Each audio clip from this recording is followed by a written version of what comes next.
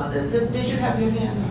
Well, I was just going to talk about starting here and moving forward with all the new ways. What you're saying is one, but all the new technology, the Kindle, what's free and what's not free, and what students are demanding and what we're still offering. It comes back to Nova a little bit because we're behind a lot of universities in how we offer textbooks to our students. And in fact, as an advisor, we've lost students. The students will call and ask, do you use this as well? I'm going to another university because I'm not going to spend $500 a year on textbooks when I can do that or do that. So it is something. The other thing is, and I don't want to be negative, but teaching staff, I mean, sometimes it's textbook overload.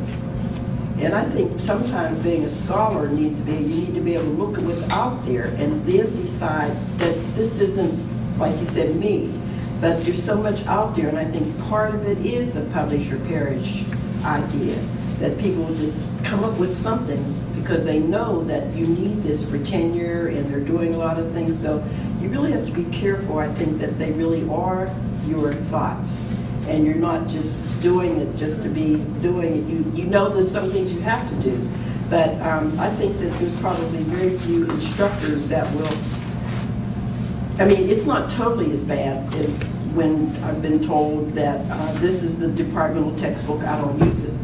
You know, and we've all hit that, and just I get to take my notes, and this is something that should have been put into a textbook.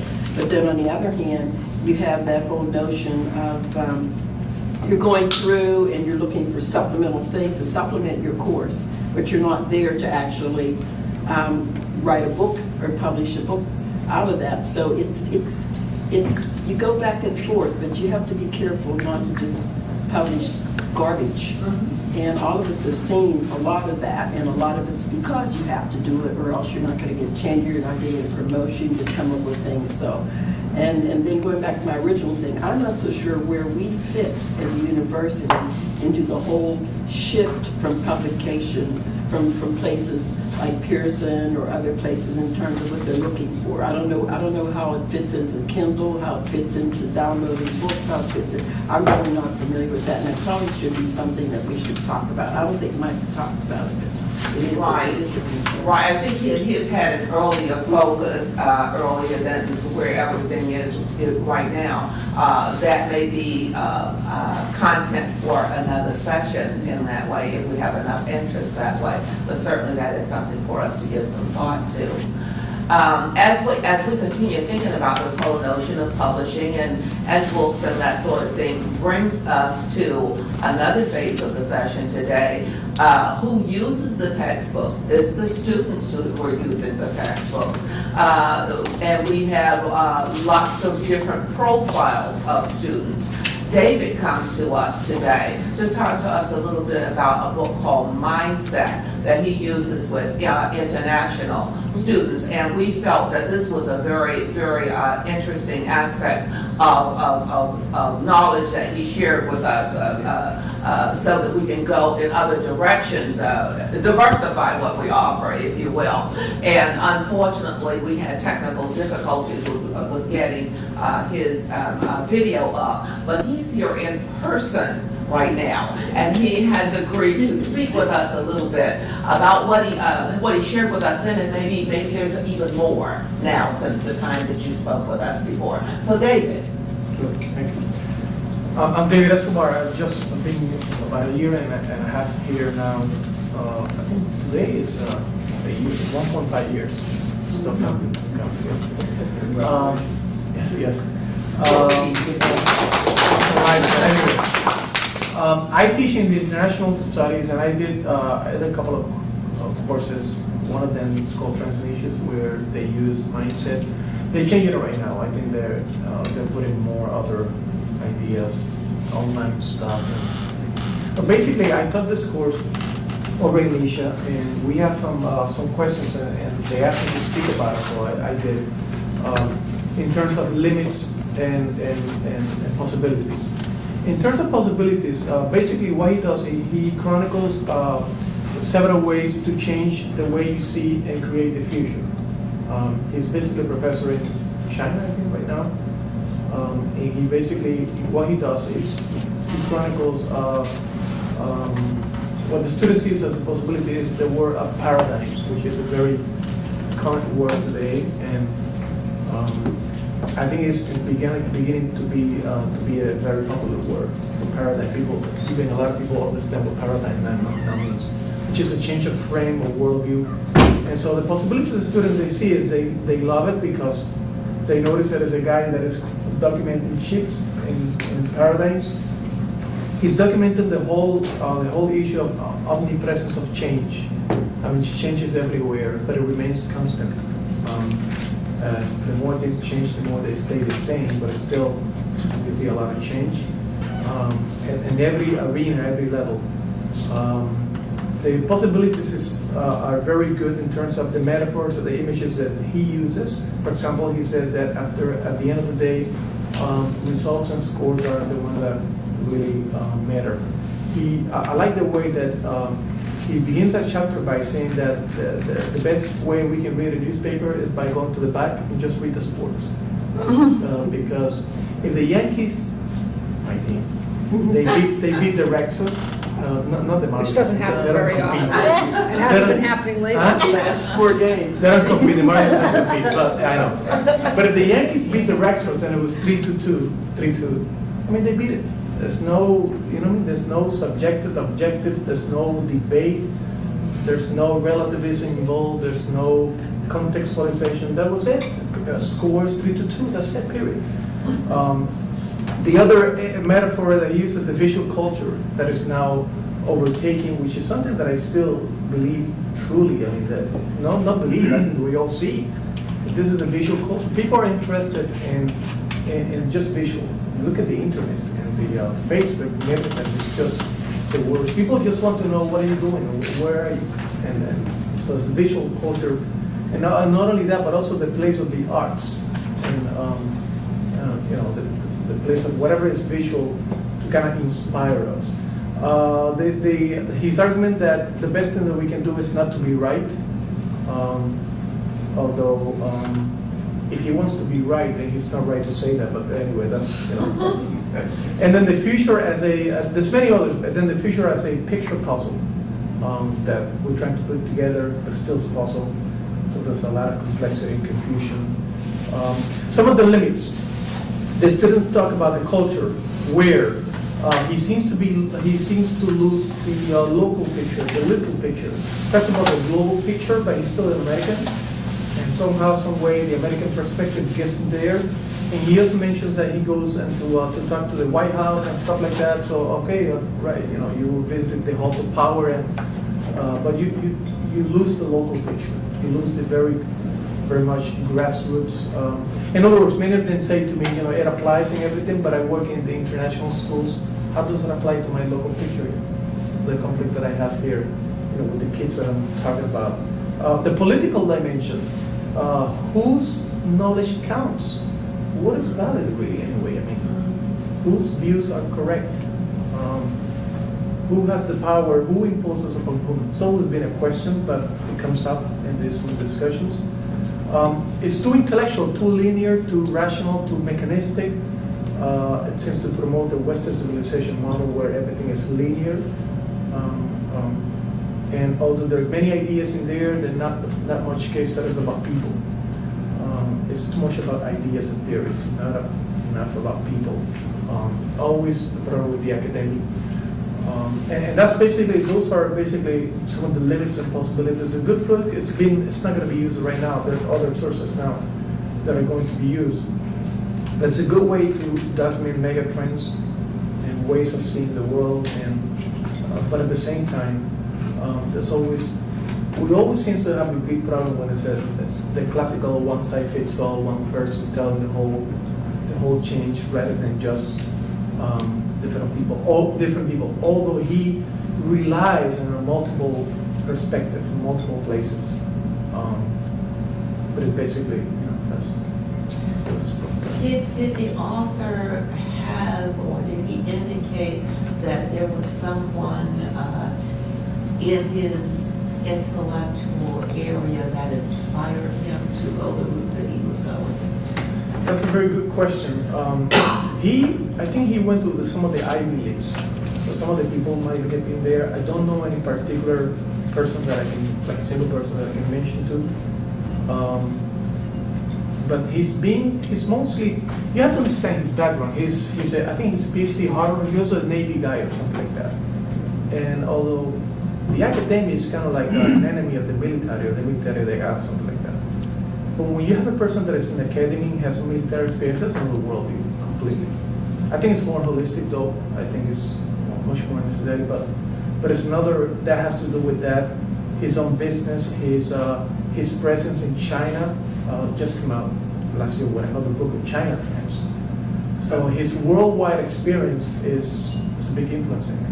Another part of the presentation that they made, a lot of discussions that we talk about, as you get on the Western civilization model, on the Western civilization frame of reference in terms of the content of the textbooks and the focus of the textbooks, is that many, while they may or may not be applicable to international students that are enrolled in this course, in your course, if you're teaching students in foreign or international countries. And we got into the discussion in terms of trying to make the Western frame of reference or written book fit students that are living and working in international countries and courses by way of the internet or what have you, being taught by David and other international professors to them there. And we talked about the need to really take a long, scrutinize and look at some of those textbooks because they are not applicable. Culturally, they are not applicable. Because they are not sensitive and because they are not responsive to their particular needs. Because they're not coming into the course, they're living there. And by way of technology and traveling there, courses are being taught to them. And we were also talking in that discussion about professors who teach these courses as they critique the books that they use. If you cannot find a book that is applicable to culturally sensitive to the students, then perhaps you need to begin to write the books yourself so that they can be more culturally appropriate, culturally sensitive, culturally responsive to the needs of those international students. But I think that also raises another question because our cultures and our ethnic groups are so varied. How specific do you go? How broad do you go? I think there's a lot of questions that would be involved in that. You mentioned something about the one size fit all. Well, maybe that is a place to start. You know, we would probably object to the fact when we're looking at international education, higher education in this case. Certainly, I think we don't even have to be a scholar to understand that one size certainly does not fit all. And we could bring that back domestically. It's the same thing. So I think the same idea would be driving whatever would be selected as the tools that you're using in an intellectual arena. You know, just careful scrutiny of what's there and what should be there. There's another side to that, though, that I've seen with the international students, and that's that they're very much interested in being exposed to what we are teaching here, the books we are using, and they don't necessarily want customization. You know, Because they're there. well, I think that part of the reason they're involved in our programs is because they want a U.S. degree and exposure to U.S. text. That's correct. There's often I mean, it's hard because you feel, I mean, one of the books in that course talked about Malaysia as a third world country. Well, I'll tell you, the Malaysian students weren't particularly excited about that. They worked very hard to move outside of that because it was an old text and it was a text that we were using. Exactly. I mean, I think that, you know, as we think of the global world, yes, the Western frame of thought is important and it needs to be mastered by those in the, you know, developing world and the other societies. So I think it's good that they're learning what to learn and what not to learn. But at the same time, I think one of the real difficult points is the instructors coming in or those writing the text that are not self-critical of their stance. Yeah. And that is what I think the international context is looking for, you know, use this text, but as you did in your presentation, you know, also be critical of pieces of it as well.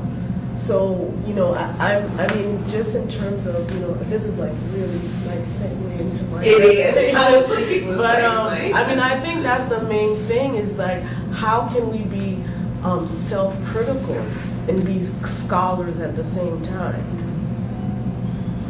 Anybody want to address that? I think it's possible. I think that's part of the scenario, isn't it? We have two things that come to mind. One is that if you look at corporate America, like you look at the Peace Corps, they don't just send young people over to these various countries, but they put them through a rigorous, intensive cultural training before they go in. And I'm saying that as academics, as professors, there are a lot of people who really are impressed with the American model of higher education, the courses, the books, etc. And that is exciting. And we're not advocating that you abandon that or disregard that.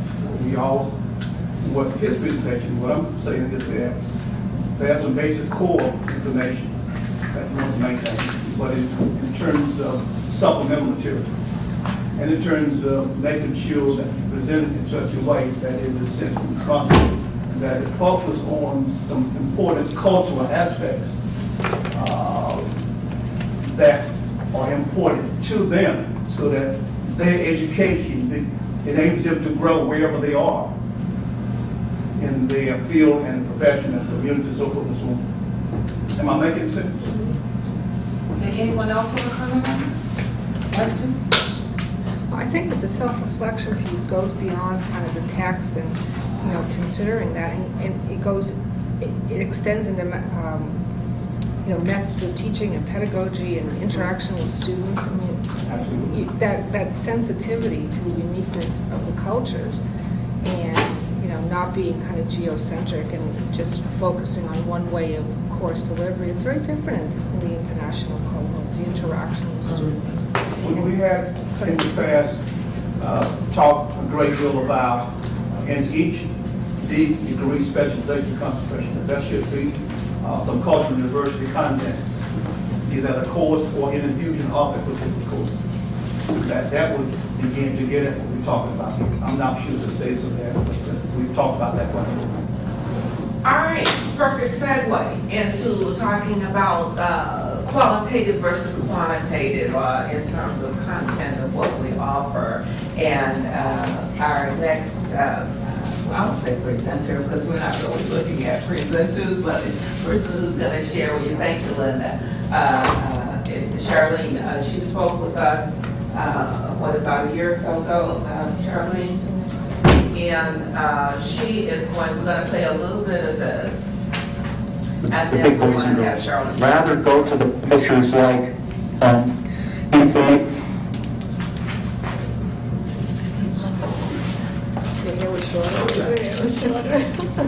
We're sorry, we have a meeting to attend with. My first professor was my elderly grandmother. She was a storyteller. And many ways of being qualitative research is really looking at social phenomena in its natural setting. And what do you learn from that context? And this is the same thing throughout my whole life that my grandmother taught me. She took every experience around her and she questioned us through stories. So she was my first model. And this is how I engage in my work as a researcher. Now, one of the things about qualitative research is that you always have to check yourself. And I don't know how to... Okay, so it's called reflexivity. There's actually a name for it. And when I first came across this term, I didn't understand, because some of my quantitative colleagues would be like, oh my God, what is this? This whole self-reflection thing, that's not research. Then I found out that actually we are all biased in anything we pursue in our life. We're all selfish in many ways. And in my case, being self-aware is also, how can I explain it? Being self-aware for me in the context of my work was essential. It was central. And I had to really understand how I fit in what I was doing, why I was doing it, and what I was going to do. And getting a doctorate for me was more so an act of liberation.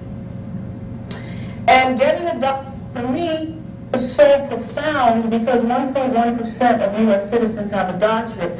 And not only was I being trained in a specialization, it was my responsibility to contribute to knowledge. And this is how I pursued my work. So I gave you three sort of definitions, but this is central to who I am as a person because in many ways, my qualitative identity is in my ideology. It's how I conduct myself as an intellect.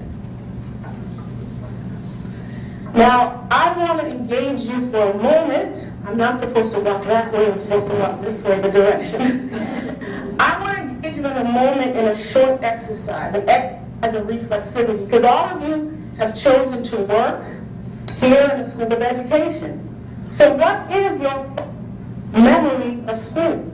So if you would give me the permission, please, and the privilege to engage with me, entertain me for a moment. Shut your eyes. Those of you who are willing. You don't have to. And think about your first memory of school. Now I'm going to have you do this for a minute, half a minute. What were you wearing? Who brought you to school? How did you feel that first day? Who are your other classmates? Who are the other classmates around you? Do you remember what the teacher told you?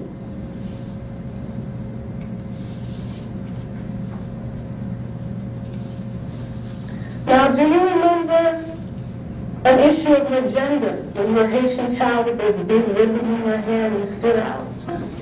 That's our first day of school. Yeah, Haitians are not for were you a child that was from another ethnic group and you were speaking another language? Were you that oddball with the big ears? So what are some of your rememberings of your first experience of school? I'll let you sit with that for a moment.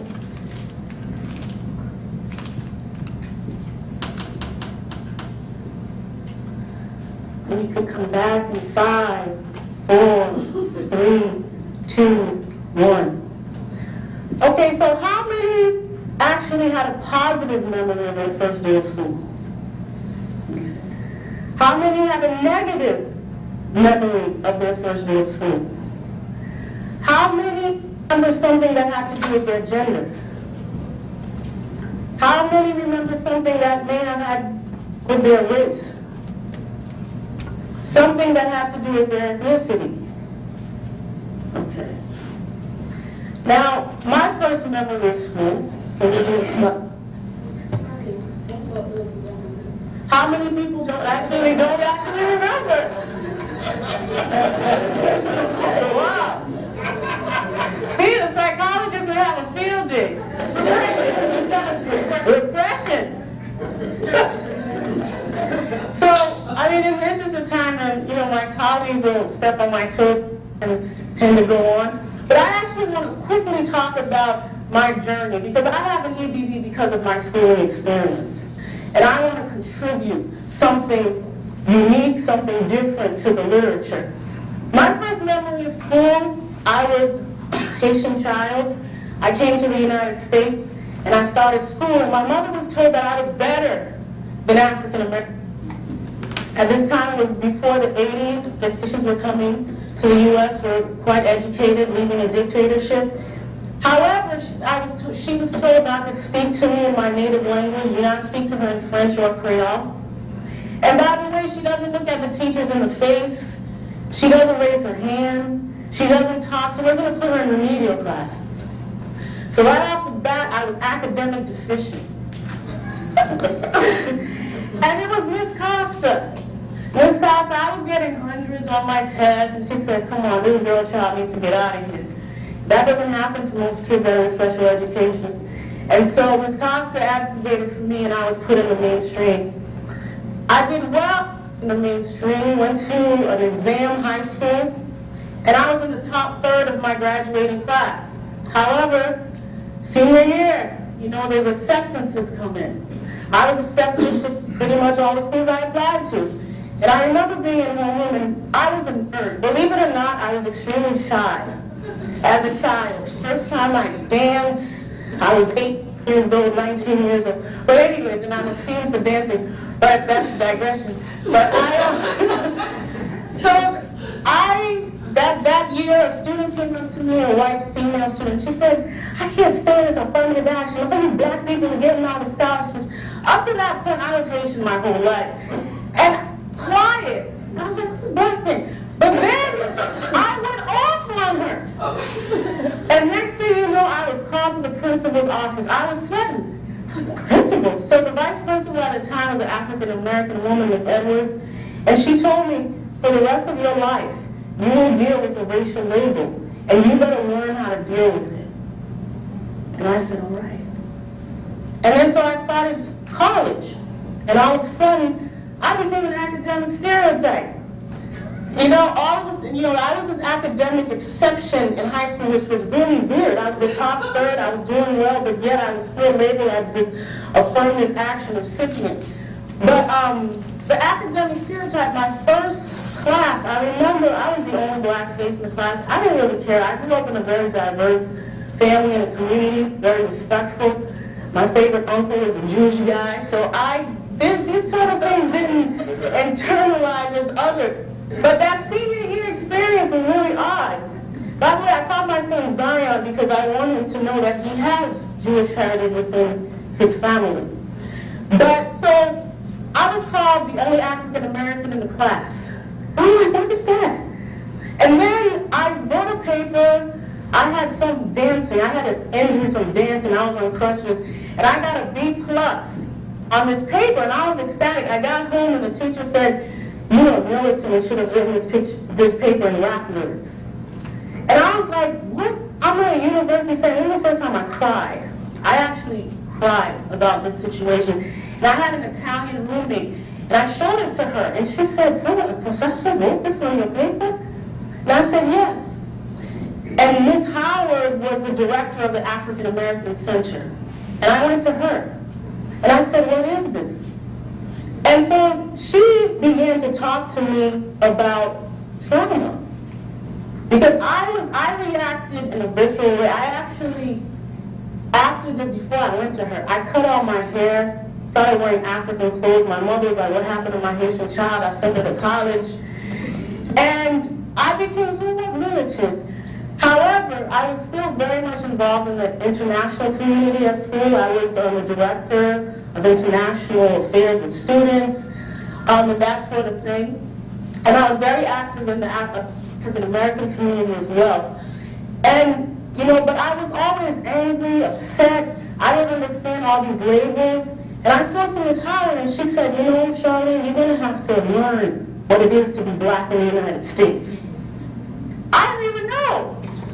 I mean, it's interesting. I was living it.